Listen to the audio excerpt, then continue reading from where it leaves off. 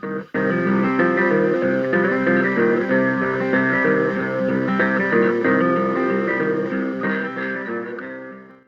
evening, Cardano community. I'm joined today by Eric Helms, founder of Contract Audit Token. Welcome back to the United States. How you feeling today? Back in Colorado. Thanks, Jed. Thanks for having me. Feels good to be here. Yeah, it's been out of the country for a couple months, but always nice to come back. You gonna be in Colorado in a couple weeks? Yeah, I'm actually like 20 minutes away from where Rare Bloom is going to be, so it was a super convenient choice of locations that they made. It'll be easy for me to get over there. So yep, I'll be at Rare Bloom in was it 12 days or so? All right, Smart Contract Audit Token at Rare Bloom. You heard it first here.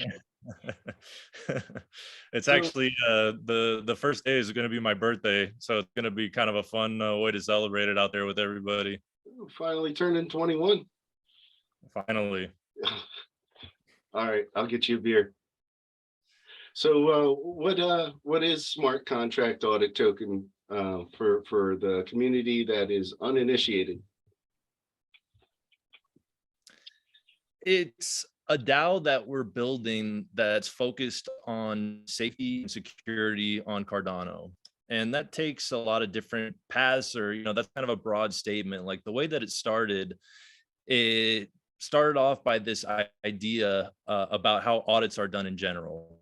So you have third-party audits. It's a little bit different when you talk about internal audits, that has a little bit of a different motive. But for a third-party audit, they're usually being done for the safety and security of the general public, right? If you have a third party going through and auditing something, it's usually to go through and look at and say, this is safe, or this is okay, or this, makes sense. But the way that the system's currently set up is that you pay someone. So it's like, I need to get audited, whether it's my smart contracts, or whether it's my Fortune 500 company, or whether it's my expense, my payroll at my company. People hire an auditor to go through and look at whatever it is that they're being paid to audit, and they provide an opinion on it. And they'll say, yes, this all looks good, or exactly how you've presented it, or say that it's supposed to be, that's what it is. Or they go through and they find things and they say, no, your code is bad, there's exploits in it, or no, your payroll is actually off by $50,000, or whatever it is that they're auditing. You pay someone to go through and look at it. They express an opinion, and then that opinion is usually shared with the general public, so they can say, hey, whatever it is that we're asserting or saying, it's accurate. A third party certified it, right? But there's this giant conflict of interest that comes from that, because the person that's paying for the audit, that's making the assertion saying this is safe, or this is accurate, or whatever it is that they're asserting, they're paying someone to go through and look at it. You can't really be independent if you're being paid to look at something by someone, right? Like when you learn about in school and when you're practicing in the field, one of the main things that they're always talking about is this idea of auditor independence, that you need to be independent of the people that you're auditing, right? But if you're auditing your boss, someone that's paying you, you're not independent. Like, I don't care how, skeptical you try to be or whatever it is, you're no longer independent. Like your livelihood depends on the person that's paying you. If you want to continue being hired by that person, you usually want to accommodate them or make them happy. It's just not a good way of doing it, right? So if we're going to say that an audit is being done for the general public, like it's being done for us, right? Whether it's looking at a smart contract and saying, hey, we looked at this, there's no exploits that we were able to find, there's nothing that people are going to be able to take advantage of you with. If you use it, it's going to do what they say that it's going to do, right? So if that is meant for the general public, then I would say that the general public are the ones that should be in control of the process and the ones that are running the process. If we want to have assurance over this DApp that we're going to use, or we want to have assurance over the financial statements of this Fortune 500 company, it's the general public that should be the ones that are performing the audit, owning the work that's being done, getting the results, disseminating how they want, instead of having somebody else saying, hey, we had ourselves audited, we paid someone to look at it, here's the results. It's backwards. So it's taking that concept of audit and saying, should be done as a community driven approach where the community chooses what they want assurance over. They get it done. They, have methods where they get the assurance, they have auditors go in and look at it, or, whatever they do. And then the results are owned by the community and shared by the community. So now, whatever the results that are obtained, you have faith that those are exactly what is occurring, right? Because there is no conflict of interest anymore where someone that wants their product to be successful pays someone else whose livelihood depends on that person paying them to express an opinion on something. So that's kind of how it all started off, was this whole idea that audit is inherently flawed and we need to change it around so that people that are benefiting from it are the ones that are choosing it and controlling it. And it's going from the way that it currently is to this community driven approach. So that's a long way of saying it, but in general, that's the thought of what smart contract audit token is supposed to be. Great. So it's the community kind of can take some safety and some measures into their own hands. Exactly. It's them. Exactly that. The community deciding what it cares about, what it wants assurance over, and then having methodologies in order to get that assurance. Like most things in blockchain, it's taking something that used to be done by a centralized group and changing it to this community driven approach where everybody that cares about these things can participate. Everybody can have a voice in it by participating in the DAO. And instead of having a few people looking at something, you have all the eyes of Cardano that care about this kind of stuff, and it makes it a lot more effective of doing it, in my opinion. Some bad news in crypto lately with some rug pulls and things like that.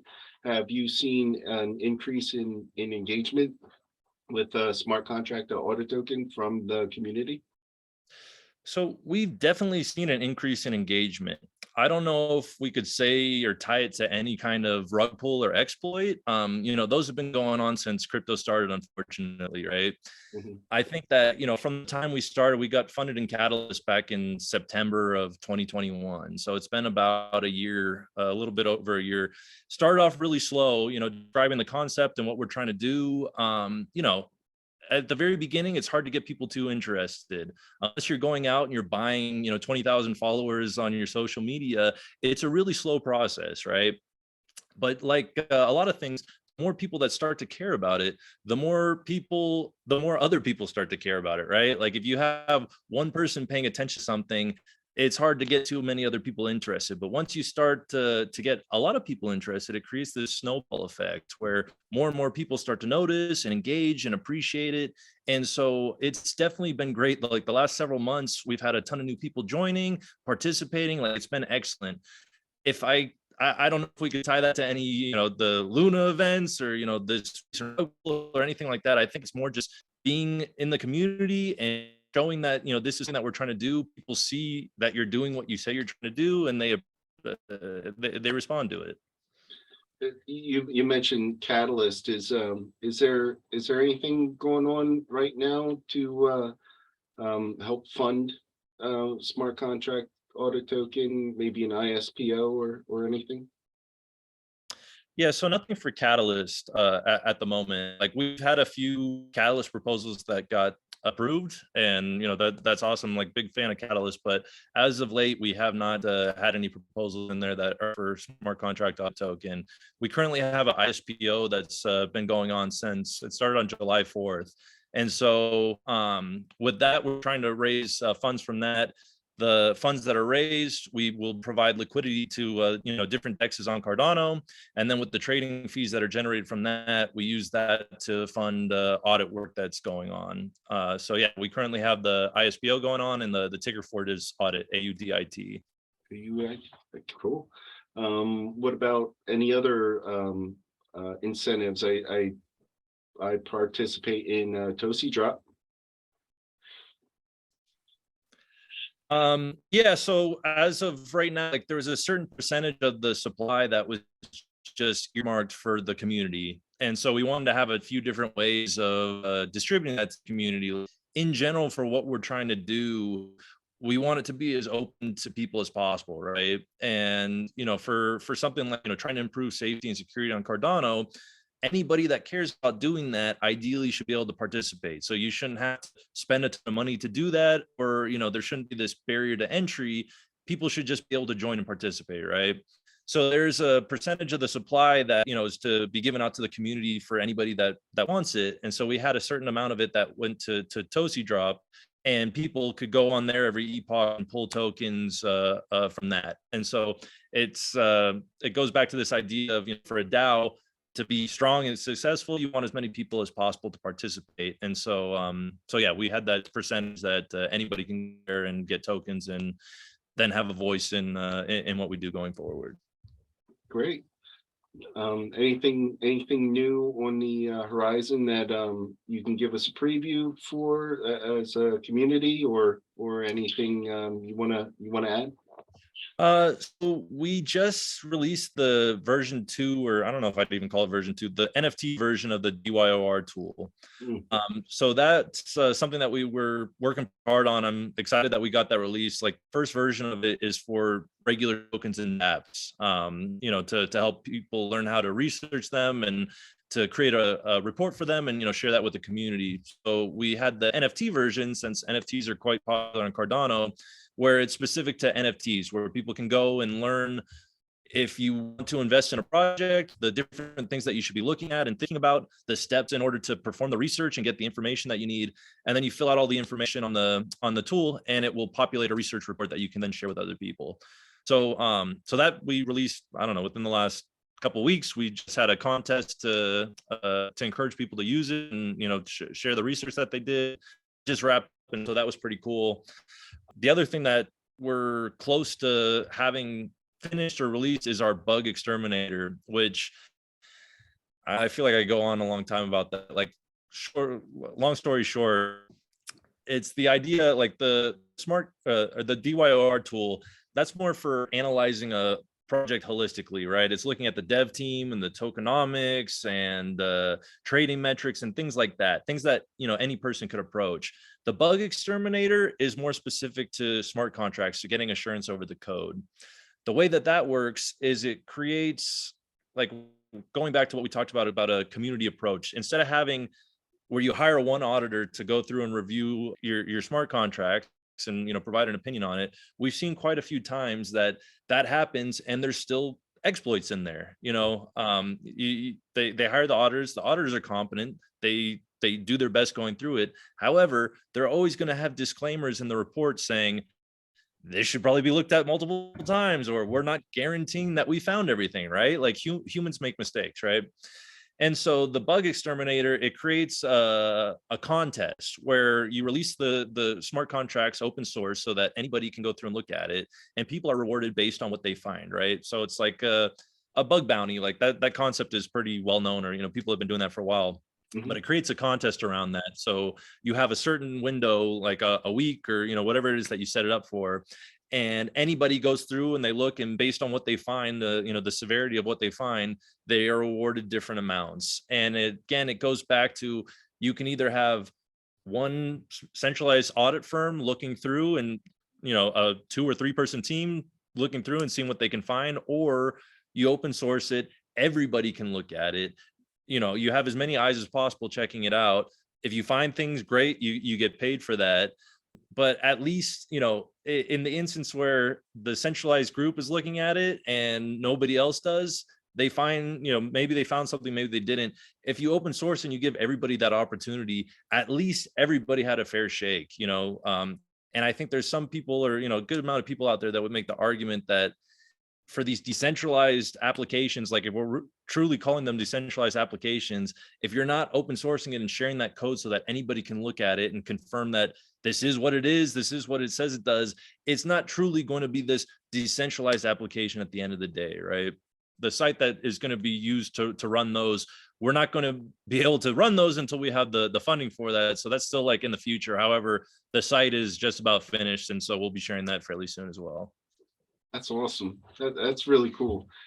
So we're gonna see you in 2 weeks, and at Rare Bloom. Is anybody else gonna be there from the Smart Contract Audit Token team?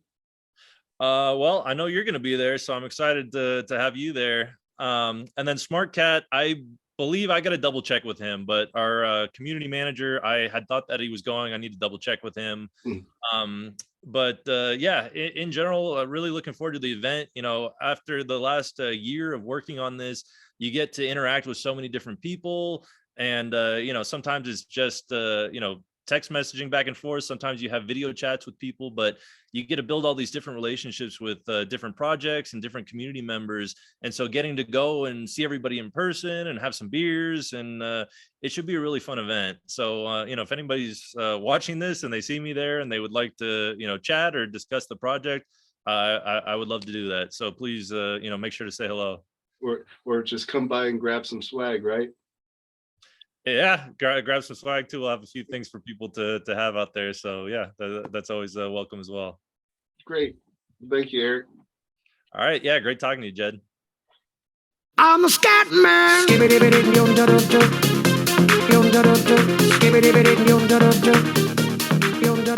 a scat